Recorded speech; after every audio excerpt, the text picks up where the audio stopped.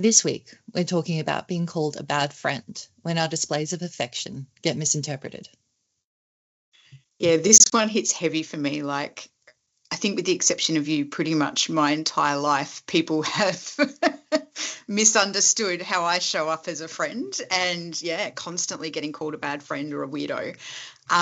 Because for me, like, I show love and I show affection in very different ways, which makes sense to me. But they always make sense to us, right? They make sense to us because we're the ones that are doing it. And we feel like it's so obvious, right? It's like, Yeah. hey, I found a feather and I want Yeah. to give you a feather because this feather is beautiful and I think you're beautiful. And the two are just, they're so like intertwined for me. And the person's like, cool, it's a feather. What am I going to do with this? Yeah, exactly. I'll put it with my collection of other feathers. Well, I thought everybody had a collection of feathers. It was the biggest shock of my life to find out that people don't. I mean, I still have one downstairs and it sits on top of the Chinese medicine cabinet, and it's just a brown glass jar. But every time I find a pretty feather, it goes in. It goes in the jar, yeah. And, you know, rocks and sticks and all these things. And, you know, but then you find the friend, and I think this is with us, right? You find the friend that I give you a feather and you're like, oh, my God, it's a feather. This is amazing. I love it. I love the colours and look at the patterns and I'm going to take this to my collection. You're like, you're my person. Yeah, I used it for different intentions and purposes, you know, when I was going through my witchy phase. Well, I say phase, but... Still there. Still there. It's one of your big spins. I love it. And look, this is another area, is like as a clinician, where I get really mindful too, is that in all of like relationship counselling methodology, and, you know, I'm constantly in group supervision where I'm explaining this to other people, where even the love languages that we're taught and how we, you know, the accepted ways of how we show affection, even how that's taught in psychology degrees and counselling degrees and everything else, is based around neurotypical standards and observations. So even in like a romantic relationship sense, when you're in counselling, or the way it's talked about even in a workplace, you know, where they talk about different love languages and the way you show care for other employees, it's all based upon neurotypical standards. And a lot of people don't realise that actually there's a neurodivergent equivalent. And so I might take a moment just to sort of step through what they are and sort of which one resonates more with you. So in neurotypical land, there is giving gifts is a big love language. So that can be any gifts of anything, and you'll think of something, you'll see somebody and you might get them a gift. You take great delight in planning gifts for people and making the gift purposeful. And when someone gives you a gift, it feels amazing. The neurodivergent equivalent of that is penguin pebbling. And so that might be where you see something in the moment and it could actually be a pebble or a rock or a feather, or it could be a meme or a GIF or a small little thing, but it's not necessarily something that has numerical value or like value in this consumer world. It's not going to be like a Bulgari handbag. It could literally be, I saw this meme and thought of you. If you gave me a Bulgari handbag, I would not say no. I'm just gonna put it out there. But yeah. But you gave me one, I'd be like, thanks, what am I going to do with this? Yeah. I don't even have the spoons to list it on eBay. But you know, and it's that way of showing affection. So it's finding something that doesn't necessarily hold value but is meaningful, and often it can be nature-based things as well. And so again, people like that example that we talked about, people going, it's a feather, what am I going to do with it? And the answer is put it in your feather collection. Another one is like acts of service, and that's where it's like you do things for the other person to help the other person out. In neurodivergent land, this is called more support sharing or spoon swapping. And so that's where you find like the thing that's hard for you, I'll do for you, and the thing that's hard for me, I'll do for you. So it's probably one where there's like the most comparison, but it's like it's shared and it's more equal.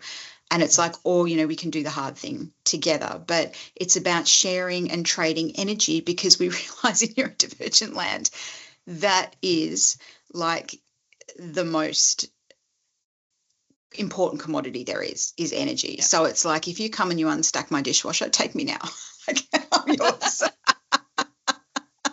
And shout out to all the friends who helped me do body doubling. Yep, that's another one. Parallel play and body doubling. And so the equivalent of that in neurotypical land is quality time. And often quality time is about the two of you being together, doing the same thing at the same time with no interruptions, like going on a traditional date where you go to a restaurant, you sit there amongst loud people and, you know, you get dressed up and you put on all this fake and you listen to each other and engage in conversation. That's never been my idea of a fun time. You know, I remember, a couple of boyfriends I would date and I would just like turn up, you know, be like, what are we going to do? Hang out at our house, watch some movies. And like, I'm literally just no makeup, no hair. And they're like, yeah, you're like, why didn't you put in the effort? And I'm like, well, you're going to see this eventually. You might as well see it now. Like, I don't understand why we'd pretend to be someone different. I mean, that's a whole nother conversation, which I think is a whole nother episode about, you know, masking. But it's this is the thing, this is the norm, this is what I'm expected to do. Exactly. This is actually who I am. Yeah, exactly. And you know, but in neurodivergent land, it's more of that parallel play or that body doubling. It's like, let's do the hard thing together. Like, you know, it could be grocery shopping with a mate. It could be sitting on the couch, you know, you do your thing and you're watching a TV show and I'm sitting there doing a puzzle or, you know, playing a game. Your tires changed and you need somebody to sit in the waiting room with you for like an hour. Exactly, right? Yeah, it's doing the hard thing together. And, you know, I love that we still have, you know, we sometimes have that time in our diary too to body double one another to do the hard thing, you know, during the week. And we sit there and people think we're crazy because you've got Teams open because we live on other sides of the country. We've got Teams open and we're sitting there in complete and utter silence, both working away independently. But it's a fantastic amount of time to spend together. But we used to do that too, where we'd watch the same thing on free to wear.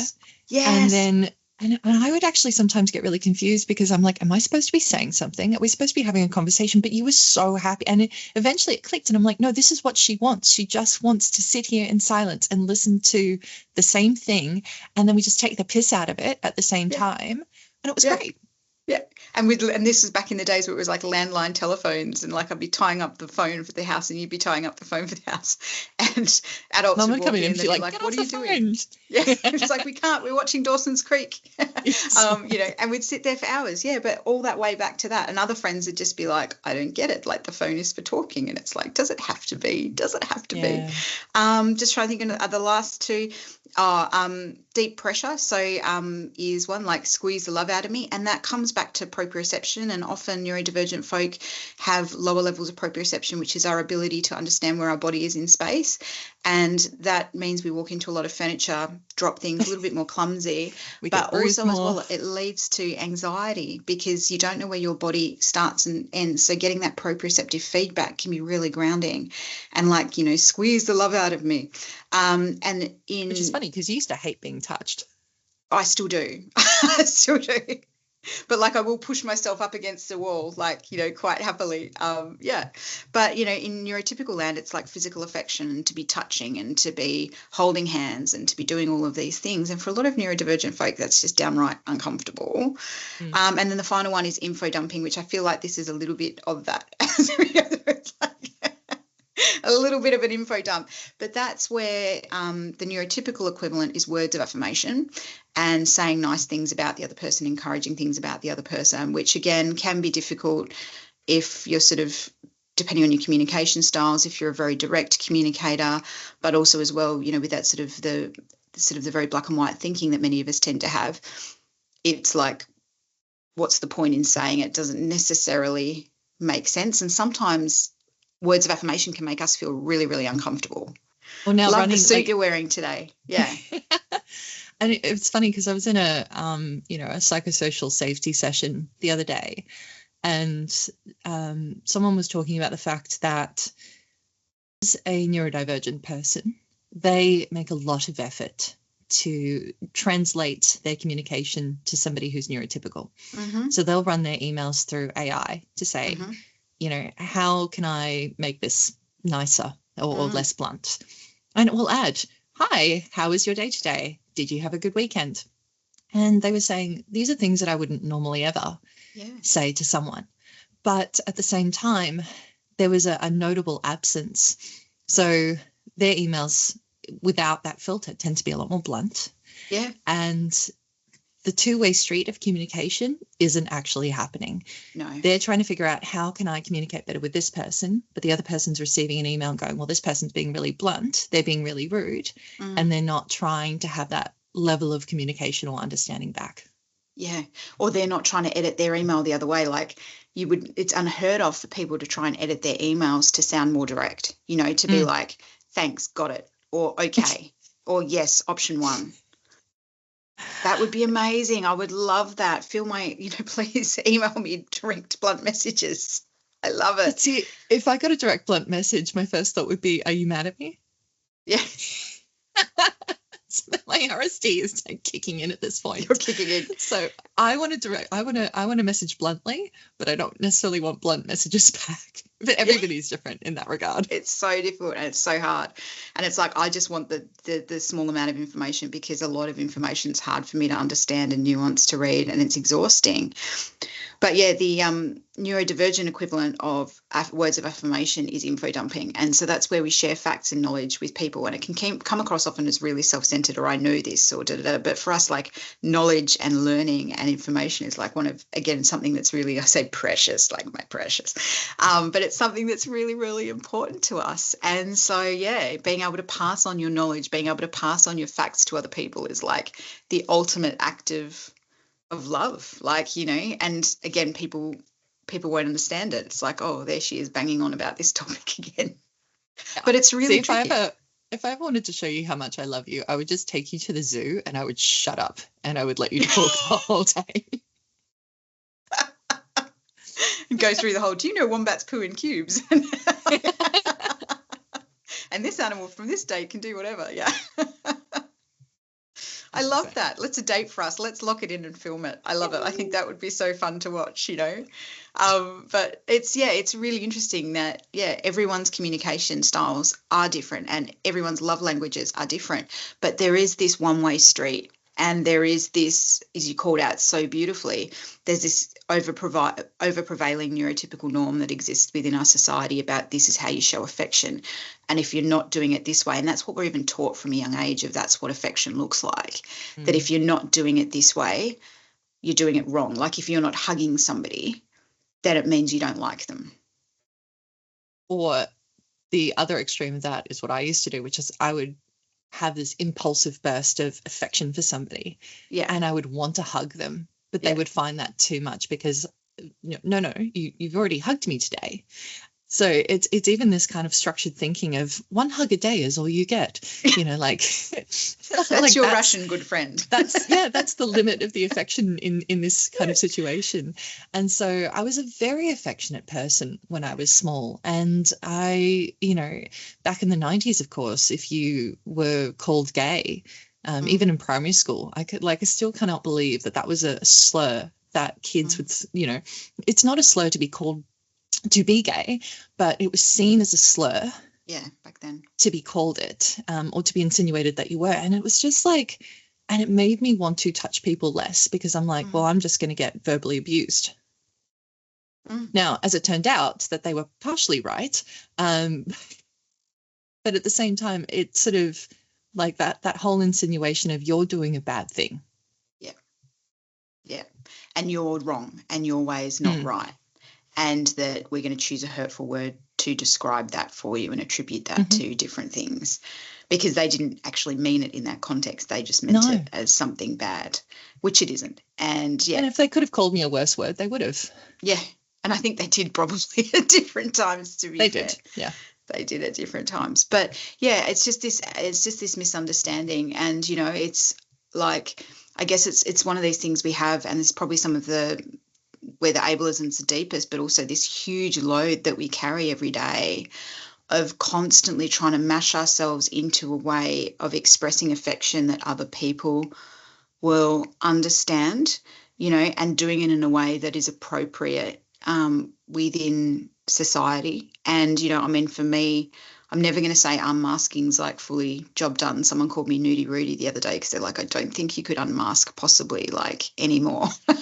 But I mean, always am. Like, you think you're there and you pull back another layer and you're like, oh, that's why I do that. But for me now, and when I work with clients too, where it's safe, I encourage them to actually advocate, like explore the neurodivergent love languages alongside the neurotypical love languages. Like, it might not be all column A or all column B. It might be, but like, what's your map of affection? What does that look like? What does that look like for you? What does that look like for your partner? What does that look like for your kids? Where are there commonalities around how you're showing up and seeing affection? And most people's minds are absolutely blown away that all along they've been showing love, and they feel like they've been shouting into the void. And this really lonely place of, I'm trying to make friends, but I'm going about it in a neurodivergent way that other people don't understand. Yeah.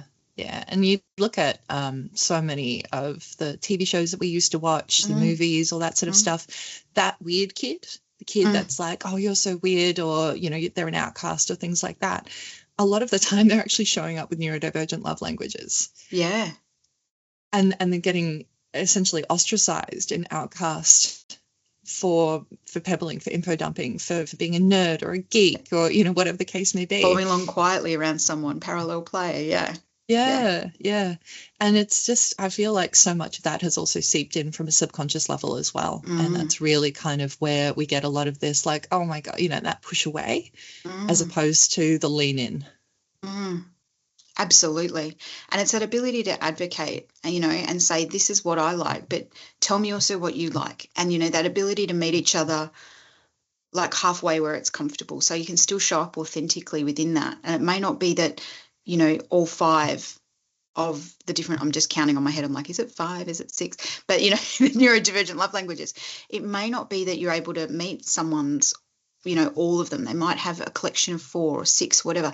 You may not be able to do all the things, but, even if you choose one and you do it well, that you've got in common for one another, and then you accept there's some stuff that's different, that's okay too. But it starts with that curiosity to go, what is it underneath all this that I really need, I really want, I really value, and asking the same in return, and then finding those ways where you can actually show love and affection for one another. Yeah. And what you just mentioned before as well about the whole, when somebody jumps in on a story and they've got the empathy part, which is, I am sharing with you my experience so that you can understand that I understand where you're coming from, as opposed to, this is all about me and I'm just trying to make it about me. Yeah, exactly. It's like, it's even that level of parallel empathy. And that's the way I show you, is like, I don't have your exact experience. I'm not going to keep asking you about your experience, because that sort of seems a bit rude and a bit inquisitive, but I'll look through my library and I'll find one to go, this is kind of similar. You've got a green feather, I've got a blue feather. But it is different. And I mean, our love languages are completely different, and we've been friends this year for 30 years. So and before we even knew half these love languages existed, before we even knew or understood how our brains worked. And, I think it can go to show that you can be 2 very different people with 2 very different ways of showing up, very different ways of having and receiving affection, and still have a meaningful friendship. Absolutely. I kind of feel like horses were our linchpin, though. Really feel that was we both really bonded over that. Yeah, that was definitely a shared passion interest area. And for sure, like, absolutely, that was kind of like when, like, activate friendship level 17, and and there were some other things in there too, like other common interests that we had. And that's another thing with neurodivergent people too, is often when we form friendships, they're often quite deep. They're often very, we want to get straight to the guts of it. We wanted to get to know you very intimately, very quickly, to work out if you're our person. But also, the superficial doesn't really matter. We also as well bond over common interests and shared passions and things that are, and shared experiences. And also as well, we find people that often it's a values alignment. That's a really important thing for us, is like, amongst all the ways in which we're different, I think you and I both have got really, really shared sort of core values as well. And and that's another way in which we sort out who our people are and who our people aren't. And again, that could be a really different way of looking at friendship, from a neurotypical perspective. We definitely have very strong senses of justice and fairness, for sure. And care and creativity. And as my husband always says as well, is like, relationships are literally built on shared experience. And, we've got 30 years of that, which is amazing. But I think it's shared experience can only come from that place of curiosity. Yeah, I love that. And that's such a beautiful summary and a great place to end, I guess, why sometimes we are called bad friends when people don't understand the way in which we're showing up and showing affection. And next week, I guess we will be back with another episode. And until then... You guess. Sorry, I guess. Maybe. Be a bit more definitive. We will be back with another episode next week. Hit us up in comments as well if there are ways that you have been called a bad friend for showing up differently. And until then, stay spicy. Stay spicy. You're listening to the NeuroSpice Life podcast with Hanna and Freya, besties, brains, and more. If you've enjoyed listening, follow us on YouTube or your favourite podcast app and share it with someone else who knows the sting of a sticky label. We'll see you next time. Until then, stay spicy, stay wonderful.